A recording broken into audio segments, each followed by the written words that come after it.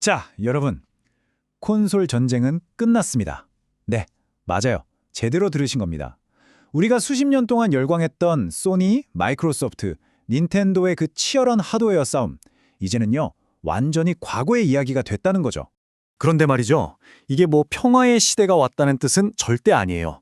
오히려 하나의 전쟁이 끝나자마자 훨씬 더 복잡하고 스케일이 다른 새로운 전쟁이 막 시작됐습니다. 그리고 이 새로운 전쟁에 걸린 판돈이 정말 어마어마합니다.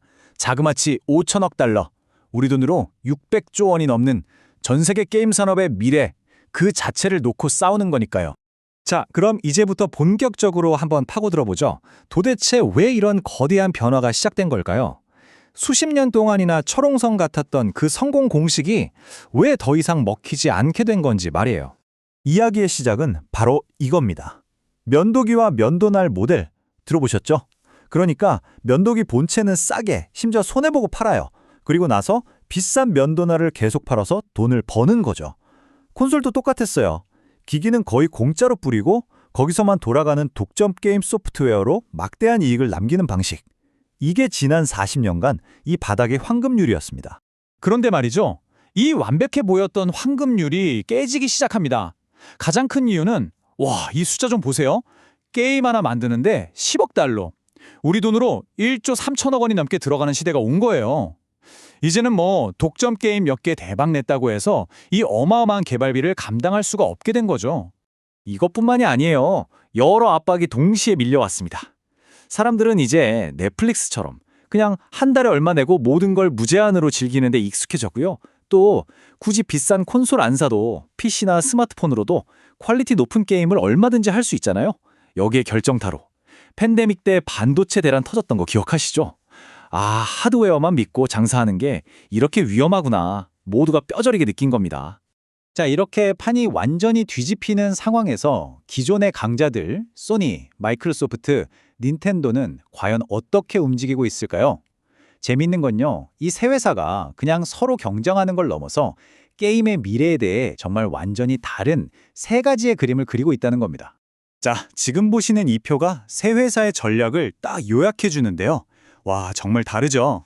한번 보세요. 먼저 소니. 갓 오브 워 같은 진짜 영화 뺨치는 그런 프리미엄 경험을 우리한테서만 즐길 수 있게 하는 바로 그 독점에 모든 걸 걸고 있어요. 반면에 마이크로소프트는요. 게임 패스라는 구독 서비스 하나로 어떤 기계에서든 상관없이 게임을 즐기게 하겠다는 거대한 그림을 그리고 있죠. 그리고 닌텐도. 닌텐도는 정말 독보적입니다. 마리오, 젤다, 누구도 흉내낼 수 없는 자기들만의 캐릭터 파워, 그 IP랑 독창적인 재미로 아예 다른 길을 가고 있어요. 소니의 전략부터 좀 더 자세히 볼까요? 한마디로 견고한 요새를 짓는 거예요. 갓 오브 워나 더 라스트 오브 어스 같은 다른 데서는 절대 못하는 그런 압도적인 게임들로 아주 높은 성벽을 쌓는 거죠. 그래서 한번 들어온 유저들은 플레이스테이션이라는 왕국 밖으로 나갈 생각조차 못하게 만드는 겁니다.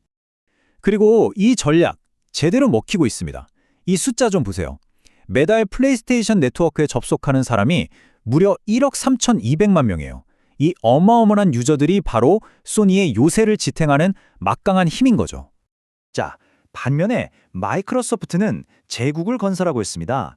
소니처럼 엑스박스라는 특정 성안의 사람들을 가두는 게 아니라 아예 국경을 없애버리는 거예요.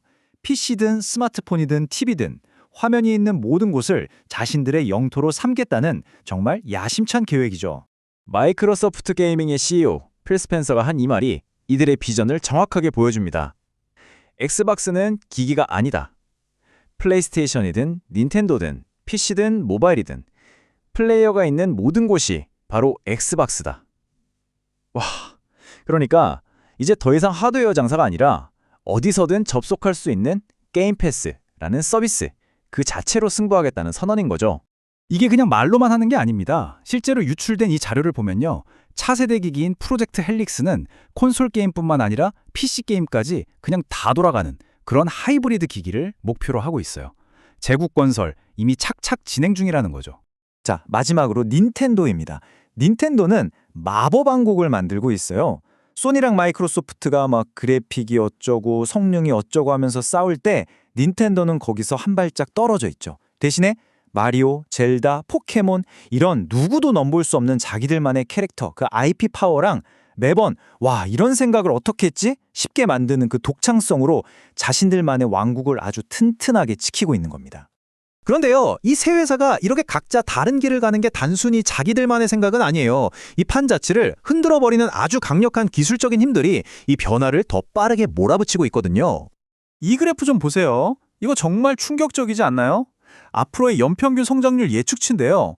기존 콘솔 시장이 매년 한 8.5% 정도씩 안정적으로 크는 동안에요. 클라우드 게임 시장은 매년 44%씩 거의 폭발적으로 성장하고 있어요. 이게 뭘 의미하겠어요?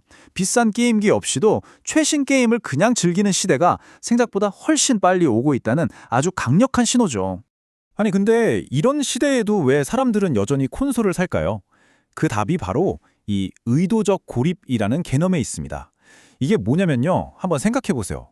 우리 스마트폰 맨날 울리잖아요. 온갖 알림에 메시지에 정신없죠. 그런데 콘솔을 켜는 순간 이 모든 소음에서 벗어나서 오직 게임이라는 세계에만 완전히 빠져드는 거예요. 내가 스스로 세상과 문을 닫고 게임에만 집중하는 거죠.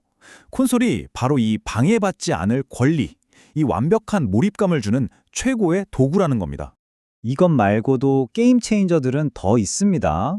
생성형 AI. 이게 터지면 게임 개발 비용이 확 줄어들 수도 있고요. 크로스 플랫폼 기술 덕분에 이제 친구가 무슨 기기를 쓰던 같이 게임할 수 있죠. 그리고 VR, AR은 말 그대로 우리가 게임 속으로 들어가는 완전히 새로운 경험을 열어줄 겁니다. 자, 그럼 이 모든 걸 종합해 봤을 때 게임의 미래는 과연 어떤 모습으로 그려질까요? 지금부터는 데이터에 기반해서 전문가들이 예측하는 2030년의 세 가지 가능한 시나리오를 한번 살펴보겠습니다. 자, 첫 번째 시나리오, 확률이 60%로 가장 높아요. 바로 클라우드의 지배입니다. 말 그대로 대부분의 사람들이 더 이상 비싼 게임기 안 사고 그냥 스트리밍으로 게임을 하는 세상이 온다는 거죠. 두 번째는 확률 30%의 옴니 플랫폼 폭발 시나리오인데요. 이건 AI 기술 덕분에 게임 개발이 훨씬 쉬워져서 그냥 출근할 땐 폰으로 하던 게임을 집에 와선 TV로 이어서 하는 그런 세상이 열린다는 거예요. 마지막으로 아주 낮은 10% 확률이긴 하지만 오히려 반대로 초고성능 기기가 다시 인기를 끄는 프리미엄 하드웨어 르네상스가 올 수도 있다고 봅니다. 이 세 가지 시나리오, 방향은 다 달라 보이지만 사실 핵심은 하나입니다. 우리 거실에 있던 그 네모난 상자, 그 콘솔이라는 물건 자체는 언젠간 사라질 수도 있어요. 하지만요, 현실의 복잡한 것들 다 잊고 완전히 다른 세계에 푹 빠져드는 그 특별한 경험, 바로 콘솔 경험의 본질은 형태만 바뀔 뿐 절대 사라지지 않을 거라는 겁니다. 결국 우리가 던져야 할 질문은 바로 이거 아닐까요? 게임의 미래라는 게 과연 특정 기계 안에 있는 걸까요? 아니면 우리가 느끼고 몰입하고 때로는 살아가는 그 경험 그 자체가 미래인 걸까요? 어쩌면 그 미래는 이미 우리 곁에 와 있는지도 모릅니다.